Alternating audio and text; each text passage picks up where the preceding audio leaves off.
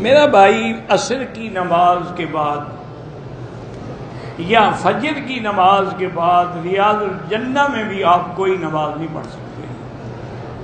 عصر کے بعد منع ہے جب تک کہ سورج ڈوب نہ جائے۔ ایک صحیح حدیث ہے، لا صلاۃ بعد الفجر حتی تطلع الشمس ولا صلاۃ بعد العصر حتی تغرب الشمس۔ فجر کے بعد کوئی نماز نہیں جب تک سورج نہ نکلے، اور سورج نکل کے سیدھا چڑھ جائے، صرف نکلے نہیں، کئی نہ رومہن ایک نیزے کے برابر اوپر ہو جائے۔ دیکھیں نا، جیسے یہاں گھڑیوں میں لکھا ہے شروق، یہ سورج کے نکلنے کا وقت ہے، یہ نماز اشراق کا وقت نہیں ہے۔ نماز اشراق کم از کم اس کے 15-20 منٹ بعد وقت ہوگا، اور اسی طرح عصر کے بعد بھی مغرب تک کوئی نفل نہ پڑے، چاہے ریاض الجنہ میں ہو یا کسی بھی مقام پہ۔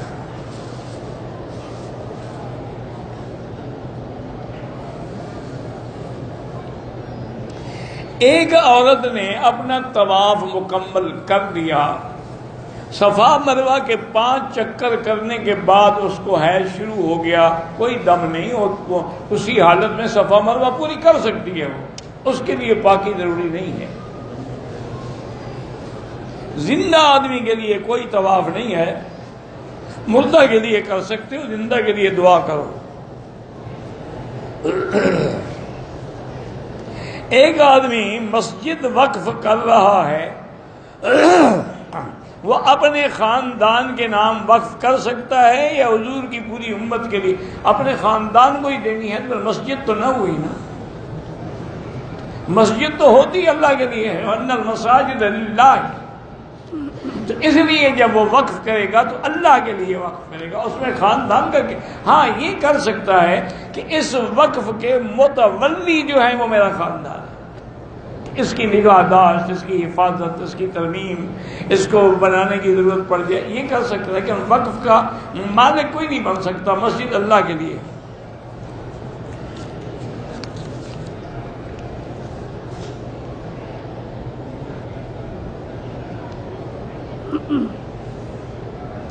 کہتا جی کہ میں نے کچھ لوگوں کو، غریبوں کو مہینے کے کچھ پیسے لگائے ہوئے ہیں، دیتا رہتا ہوں زکوٰۃ سے۔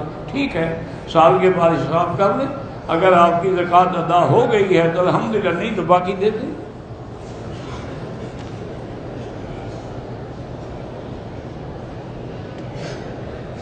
کہتے جی کہ ہم ٹرین میں مدینے سے آ رہے تھے، اس لیے ہمیں میقات کا پتہ نہیں چلتا، مدینے سے احرام باندھ کے آتے نا،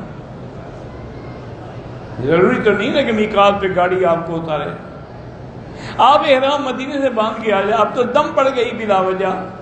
اب حل یہ ہے کہ فوراً طائف چلے جاؤ، طائف میقات ہے، وہاں سے جا کے عمرہ کر لو تو دم سے بچ جاؤ گے۔ حتیم میں جانا کتنا ضروری ہے؟ کوئی ضروری نہیں، عبادت ہے، اللہ موقع دے تو کعبے کے اندر کا حصہ ہے، اس میں جا کے 2 رکعت پڑھ لیں، نہ ملے موقع تو کوئی بات نہیں۔ اور کعبے کو چومنا جو ہے منع ہے، ما سوا حجر اسود کے، اور نہ غلاف پہ کچھ لکھنا وہ بھی منع ہے۔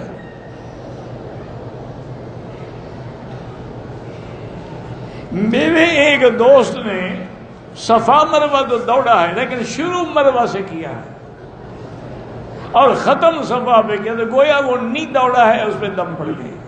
یہ تو قرآن کا مسئلہ ہے، ان الصفا والمروہ من شعائر، پہلے صفا سے شروع کرے گا اور مروہ میں جا کے ختم کرے گا، تو اس لیے بہرحال اس کو دم دینی ہوگی، اس کے بغیر کوئی حد، چونکہ اس لوگوں کی صفا ہوئی نہیں۔ یہی تو ہم کہتے ہیں نا اللہ کے بندے، کہ جہاں سے حضور نے ابتدا کی ہے، آپ جب جا رہے تھے نا، فرمایا ابدأ کما بدأ بہ اللہ، میں ادھر سے شروع کر رہا ہوں جس سے اللہ نے حکم دیا ہے، ان الصفا والمروۃ من شعائر اللہ، تو جہاں شروع کیا، جہاں ختم کیا، تو وہ سنت ہے، اس کا خلاف کرنا جو ہے بدعت۔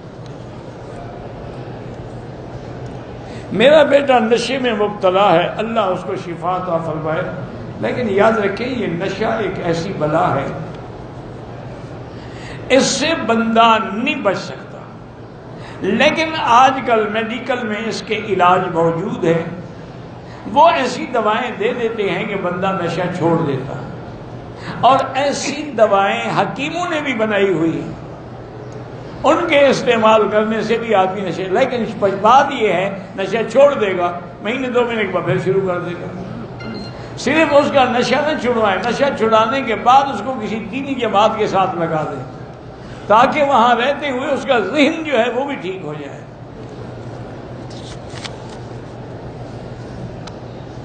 میرے والد بیمار ہیں، اللہ ہر بیمار کو شفا عطا فرما۔ میں ایک ہسپتال میں ملازم ہوں، 6 سال میں مشکل میں ہوں، میرا عقد کنٹریکٹ تجویزی مشکلات میں ہے، بل حسبنا اللہ و نعم الوکیل، حسبنا اللہ و نعم الوکیل۔ اول آخر درود شریف چلتے پھرتے اٹھتے بیٹھتے زیادہ سے زیادہ پڑھ کے دعا کریں، انشاءاللہ سب مشکل حل ہو جائے گی۔ حضرت شیخ الحدیث محمد ادریس صاحب نے آپ کو سلام بھیجا ہے، اللہ تعالیٰ ان کے سلام قبول فرمائے اور ان کو جو عذر ہے تکلیف ہے وہ بھی دور فرمائے۔ میری بہن کے اولاد نہیں ہے، اللہ ان کو اولاد صالح عطا فرمائے۔ بھائی صرف مسئلے نہ پوچھے کرو، کچھ علاج بھی کروایا۔ یہ نہیں ہوتا، اسباب پر عمل کرنا ضروری ہے۔ اسباب جو ہیں وہ بھی تو مسبب نے پیدا کیے ہیں، اسباب پہ عمل نہ کرو۔ اب ایک آدمی شادی نہ کرے اور کہے کہ یا اللہ مجھے بیٹا دے دے، تو بیٹا اس کو پیدا ہوگا؟ یہ کون سا وظیفہ ہے بھائی؟ پہلے علاج کرائیں پھر وظیفے بھی پڑھیں، سورۃ یوسف پڑھ کے دعا کیا کریں۔ میں کاج سے احرام باندھ کے نیت کر لی، ہوٹل میں سامان رکھتے وقت غسل کیا، پھر عمرہ ادا کیا، کوئی بات نہیں، ٹھیک ہے۔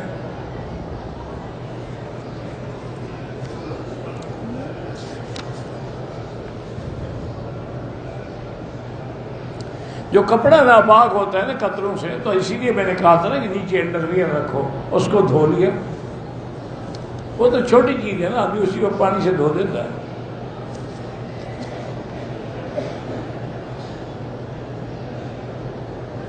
پاکستان سے آیا، طبیعت خراب ہو گئی، 2 گھنٹے احرام کی حالت میں پورے جسم پہ چادر اوڑھ لی، کوئی حرج نہیں۔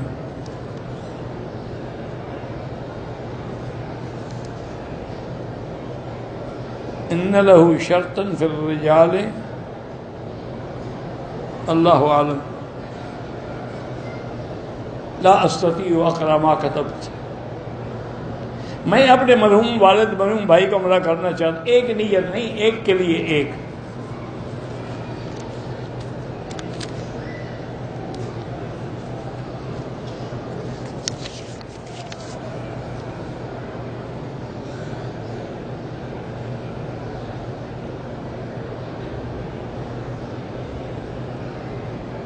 کہتے جی کہ جب حضور یا صحابہ نے میلاد نہیں منایا تو میلاد اگر بدعت ہے تو یہ تبلیغ والے جو چلہ لگاتے ہیں یہ بھی تو صحابہ نے نہیں لگایا، تو لہذا یہ بھی تو بدعت ہوا۔ یہ آپ کے دماغ خراب ہے، یہ تو قرآن میں ہے۔ فَتَمَّ مِيقَاتُ رَبِّهِ 40 لَيْلَةً، موسیٰ علیہ السلام نے چلہ لگایا، اللہ کے حکم سے کہ نہیں لگایا۔ یہ تو حدیث میں ہے کہ اللہ کسی نبی کو نبوت نہیں دیتے جب تک وہ 40 سال کا نہ ہو جائے۔ بلغ اشدہ وبلغ 40 سنۃ، یہ حدیث میں ہے کہ جس نے مدینے میں 40 نمازیں پڑھی اللہ اس کو نفاق سے اور جہنم سے بری کر دیتے ہیں۔ یہ حدیث میں ہے کہ جس نے 40 حدیثیں یاد کر لی قیامت میں وہ محدثین سے اٹھایا جائے گا۔ تو یہ 40 ہم نے تو نہیں بنایا نا، انہوں نے بھی نہیں بنایا، یہ بدعت نہیں ہے۔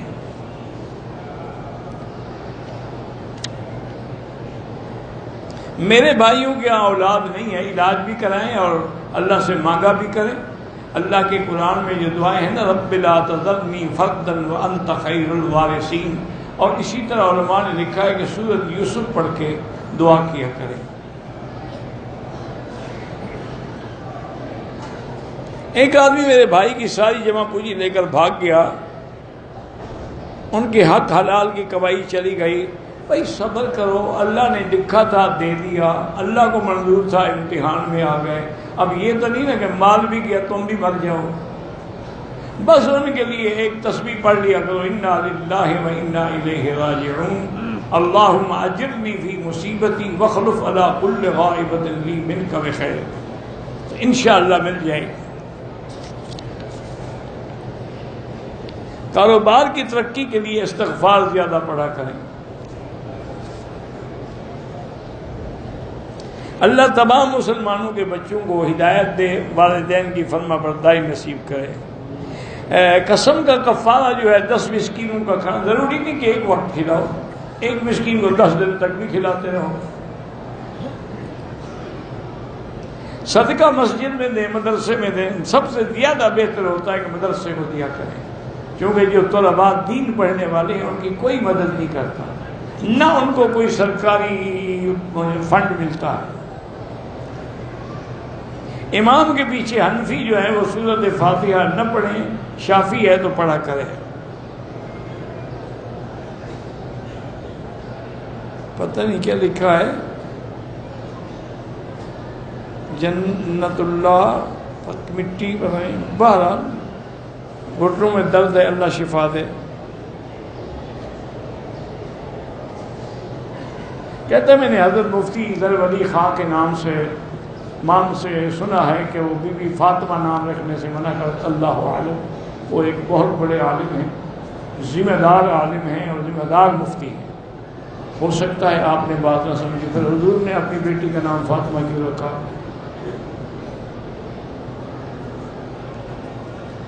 ہو سکتا ہے انہوں نے یہ کہا ہو کہ احترام یہی ہے کہ تم نام فاطمہ کا رکھو اور کام شیطانی کرو.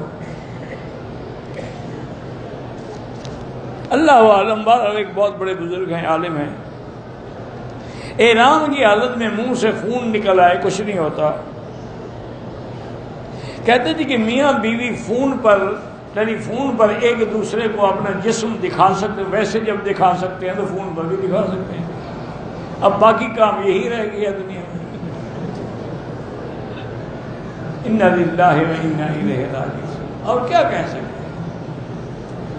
اور زیادہ دیکھو گے نا انشاءاللہ جلدی اندھے ہو جاؤ گے. میں نہیں کہتا، امام جوزی نے لکھا ہے کہ النظر الی عورت المرأة یوجب العمی. عورت کی شرمگاہ پہ نظر ڈالنا زیادہ جو ہے یہ سبب ہے کہ آدمی کے نور چلا جاتا ہے آنکھوں کا. ایک بزرگ کا قول ہے، اللہ عالم، تمہاری مرضی، دیکھو جی تمہاری بیوی ہے. ہمارا بیٹا نشہ کرتا ہے، اللہ اس کو شفا دے، علاج بھی کراؤ اور اس کو کسی دین والوں کے مدرسے میں داخل کر دو، تبلیغ والوں کے کسی کے ساتھ لگا دو. عمرہ کرنے کے بعد افضل یہ ہے کہ اس طرح پھراؤ. اگر بال بڑے ہیں تو چوتھا حصہ بالوں کا سارے سر کا کٹواؤ، یہ نہیں کہ ٹک لگاؤ. بسا کا معنی زمین میں پھیلایا. مکروہ کا معنی ہے کہ حرام تو نہیں ہے لیکن کرنا بہتر بھی نہیں ہے. طواف کے بعد والی 2 رکعت حتیم کے اندر پڑھیں. بالکل، وہ تو حکم ہی یہی ہے کہ پہلے مقام ابراہیم کے پیچھے، اگر وہاں جگہ نہ ملے تو حتیم میں، وہاں بھی جگہ نہ ملے تو پھر مطاف پورا جتنا ہے کہیں پڑھ لو. قبرستان میں جا کے قرآن پڑھنے کی کوئی ضرورت نہیں، ثواب تو اللہ نے پہنچانا ہے. تم نے پڑھ کے خود قبر میں ہاتھ ڈال کے تو نہیں دینا. تو گھر میں بیٹھ کے پڑھتے رہو، مسجد میں بیٹھ کے پڑھتے رہو، کہ دعا کرو. یہ تو ایک رواج بن گیا ہے. عورت ماں باپ کی قبر پر بھی نہیں جا سکتی. اپنے نیک عمل کے واسطے سے دعا مانگ. بالکل نیک عمل کا وسیلہ پکڑنا صحیح ہے. انبیاء کا وسیلہ پکڑنا جو ہے وہ مناسب نہیں ہے، چونکہ حکم ہے کہ سیدھا مجھ سے دعا مانگو. ہم جہاں فوج میں ملازمت کرتے ہیں ہمیں داڑھی رکھنے کا حکم ہے. جتنا رکھ سکتے وہ تو رکھو، باقی اللہ معافی دے. کپڑوں پر اگر پرفیوم ڈال دیا جائے کچھ نہیں ہوتا، پرفیوم لگانا جائز ہے، کیونکہ یہ جو اس میں الکحل کا مسئلہ ہے نا، پہلی بات یہ ہے کہ الکحل ہوتا ہی نہیں. اس میں وہ ایک پیٹرولیم کا مادہ ہے جو ڈالتے ہیں. الکحل تو اتنا مہنگا ہے تم کیسے خریدو گے؟ اور دوسری بات یہ ہے کہ پرفیوم جو ہے فری الکحل بھی ملتے ہیں، وہ لگا لیں. لیکن اگر ہو بھی تو اڑ جاتا ہے، باقی نہیں رہتا، اس لیے لگانا جائز ہے. امام ہمارا غیر مقلد ہے، ہم مقلد ہیں، کوئی بات نہیں، نماز ہو جاتی ہے. ماں باپ بہن بھائی فوت ہو گئے، ان کے لیے صدقہ کرو، خیرات کرو، عمرہ کرو، طواف کرو، حج کرو. ماں باپ بوڑھے ہیں تو ان کی خدمت کرنے کا ہمیں اللہ کے قرآن نے حکم دیا. کیا بیٹا اپنی بوڑھی ماں کے پاؤں دبا سکتا ہے؟ ہاں دبا سکتا ہے۔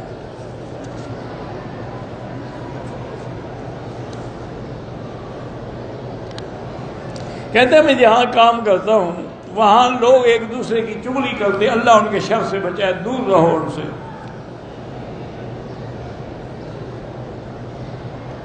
میری ماں میری شادی اپنے رشتہ داروں میں کرنا چاہتی ہے، باپ اپنے رشتہ دار، تو آپ استخارہ کر لیں، جہاں خیر ہوگا ہو جائے گا۔ میں آپ سے محبت کرتا ہوں، بڑی مہربانی دعا بھی کرتا ہوں، احبک اللہ کما احببتنا۔ طواف الوداع عمرے والوں کا ہوتا ہی نہیں، لیکن اگر حج میں بھی طواف الوداع کریں بعد میں بھی طواف کر سکتے ہیں۔ رسم نکاح کے دن دلہن کے گھر کھانا کھانا ناجائز ہے، نہ شادی والے دن نہ نکاح والے دن۔ تم کھلاؤ، تمہیں لڑکی بھی دے کھانا بھی کھلائے، یہ اچھی عقل مندی ہے بھائی۔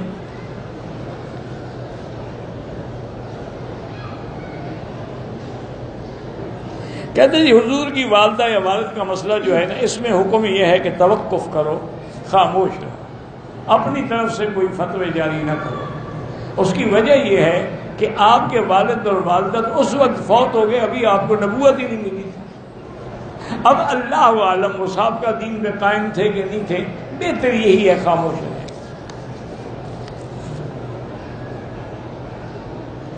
میرے شوہر کے پیسے جو ہیں بزنس میں اٹک جاتے ہیں، استغفار زیادہ پڑھا کریں۔ ام ایمن اور عمر فاروق، اللہ سب کو دین علم نصیب فرمائے۔ اگر میلاد منانے والا کل 10واں 40واں مر جائے، اس کا جہاں جنازہ پڑھ سکے، وہ کافر تو نہیں ہو گیا نا، بدعت کا مرتکب تھا۔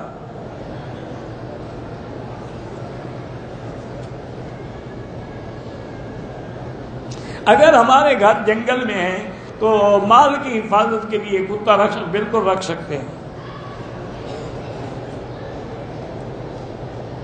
میں نے مسجد جرانہ سے عمرہ کیا، میرا والد لاٹھی کے سہارے چلتا ہے، عمر قریباً 25 سال ہے، ان کے لیے آپ کر سکتے ہیں۔ کام نہیں چلتا ہے تو استغفار زیادہ پڑھیں۔ احرام کی حالت میں حجر اسود کا بوسہ بھی لے سکتے ہیں، علماء نے اس لیے منع کیا ہے کہ وہاں خوشبو لگی ہوتی ہے، کہیں ایسا نہ ہو کہ تیرے منہ پہ خوشبو لگ جائے۔ اگر کبھی ایسا ہو تو فوراً دھو ڈالیں۔ رکن یمانی کو موقع ملے تو دائیں ہاتھ سے استلام کریں، اشارہ یا بوسہ دینا جائز نہیں ہے۔ ہم جدے میں رہتے ہیں، چھٹی کے بعد پاکستان جائیں، پھر جدے میں آ کے رہیں گے، کوئی آپ کے لیے عمرہ ضروری نہیں ہے، پھر اللہ توفیق دے تو جدے سے بھی کر سکتے ہو۔ عمرہ ان کے لیے ہے جو میقات سے سیدھا مکہ آ رہے ہیں۔ طواف مکمل کیا، صفا مروہ کے 4 چکر لگا کے چلا گیا، احرام کھول دیا، صبح پھر دوبارہ وہ دم پڑ گئی، پھر عمرہ کرے یا نہ کرے۔ جب احرام کھول دیا، حل کر دیا، اگر خطبے کے اندر امام دعا کرنا، ہمیں ہاتھ اٹھانا ہے نہ آمین کہنا ہے۔ خطبے کے اندر حکم یہی ہے کہ چپ رہو، بلکہ ایک حدیث میں ہے کہ حضور پاک نے فرمایا کہ اگر تم نے دوسرے آدمی سے کہا بھی شور نہ کرو، چپ کرو، تو تمہارا ثواب بھی ضائع ہو گیا۔ اسی لیے امام حنیفہ فرماتے ہیں نا کہ جب خطبے میں چپ رہنے کا حکم ہے تو امام کے پیچھے فاتحہ میں بھی چپ رہنے کا حکم ہے۔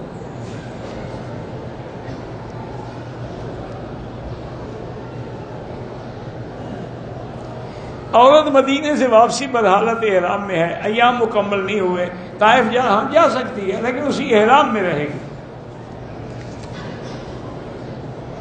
مسجد الحرام کی حدود، پورا مکہ شہر جو ہے مسجد الحرام ہے۔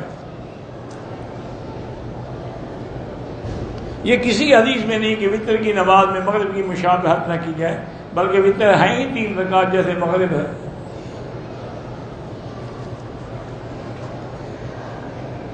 مکے میں نوکری کرتا ہوں، 6 ماہ لوکل چھٹی ملی کمپنی کی طرف سے، میں نے 2 ماہ ریاض کی کمپنی میں نوکری کی، لیکن تنخواہ وہ نہیں دے رہے، تو اللہ سے دعا مانگو، اس میں کیا کر سکتا ہوں؟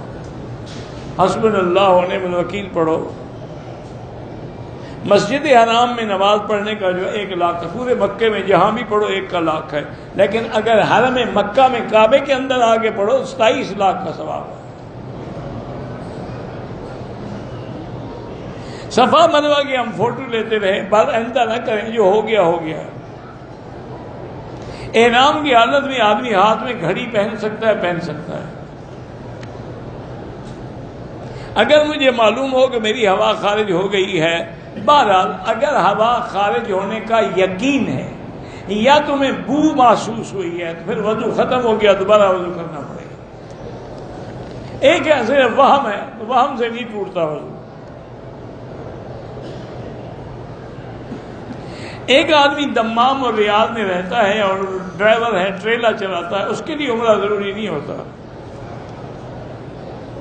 طواف کے بعد فوراً 2 رکعت پڑھیں تو اچھی بات ہے، لیکن لیٹ بھی پڑھ سکتے ہیں۔ طواف کے دوران جو نمازیوں کے آگے گزرتے ہیں ان کے لیے جائز ہے۔ آج فجر میں سجدہ تلاوت اکثر خواتین نے اس کی بجائے رکوع کیا، جن نے رکوع کیا ان کی بھی نماز ہو گئی، لیکن جو کھڑے رہے رکوع میں بھی نہیں گئے ان کی نماز نہیں ہوئی، دوبارہ پڑھیں۔ اور اسی طرح امام کے آگے کھڑے نہ ہوں، جنازہ ہو یا کوئی نماز ہو۔ میرے 3 بچے ضائع ہو گئے، اللہ آپ کو اولاد صالح اور عمر دراز عطا فرمائے۔ زمین کے اثرات بھی ہوتے ہیں کہ گھر باعث برکت ہو یا نحوست ہو۔ ہاں ایک روایت میں ہے کہ 3 چیزیں ہیں، ایک گھوڑا ہے، ایک عورت ہے، ایک گھر ہے، ان میں برکت بھی ہو سکتی ہے، نحوست بھی ہو سکتی ہے۔ ہم نے طواف ختم کیا، مغرب کا وقت آ گیا، اذان مغرب کے بعد ہم نے 2 رکعت پڑھ لی، ٹھیک کیا، کوئی بات نہیں۔ ہم پاکستان سے ہیں، کہیں سے بھی آؤ، مسجد عائشہ سے عمرہ ہو سکتا ہے۔